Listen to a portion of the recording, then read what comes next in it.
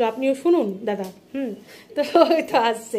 হ্যাঁ, অনেকেই আমরা এখানে বসে রয়েছি এবং তার সঙ্গে যেটা যে এই বছরের প্রতি বছর জয় মা দুর্গা ফাউন্ডেশনের যারা মেম্বার, মানে যারা কোনো টাকা ছাড়া স্ব ইচ্ছায় সমাজ সেবার কাজে এগিয়ে আসে, তাদেরকে আমি বিশেষ করে পুরস্কৃত করি এবং যারা আমার দেখানো পথে এগিয়ে চলেছে তাদের মধ্যে এইবার নতুন মুখ আমাদের একজন যে মানবিকতার পরিচয় দিয়েছে এবং যে সমাজসেবার কাজকর্মের মধ্যে উল্লেখযোগ্য ভূমিকা নিয়েছেন, সে আর কেউ নয়, আমাদের সবার প্রিয় সুষমা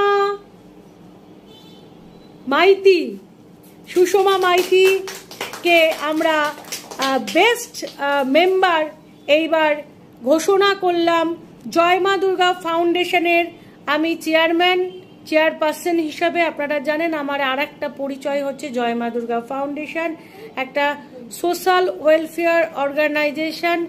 এই অর্গানাইজেশন আমার ইনকামের টাকায় চলে এবং আমাদের মেম্বাররাও কিন্তু এই সমাজসেবার কাজে আমাকে দেখে যারা অনুপ্রাণিত এগিয়ে আসছে, তাদের মধ্যে সুষমাকে আমরা বিশেষ সম্মানিত করছি এই বছরের একদম বেস্ট মেম্বার হিসাবে।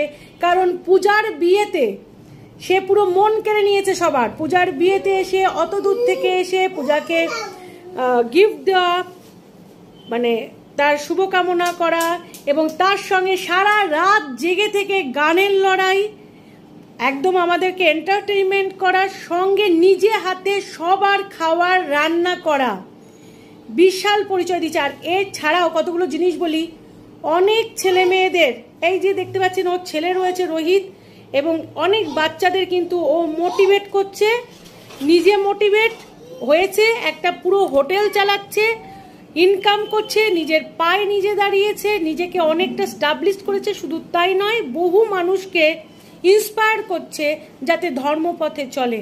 আমাদের এখানে ধ্যান বা যোগাসন যা করব আমরা বিনামূল্যে করব, ঠিক আছে?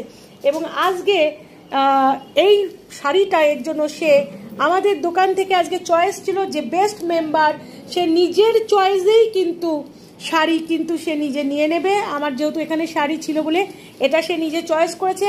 এটা আমাদের প্রেসিডেন্ট গণেশ কুমার এটা তাকে উঠিয়ে দিচ্ছে, এই সম্বর্ধনা দিচ্ছে তাকে বেস্ট মেম্বার হিসেবে। হাতে তালি।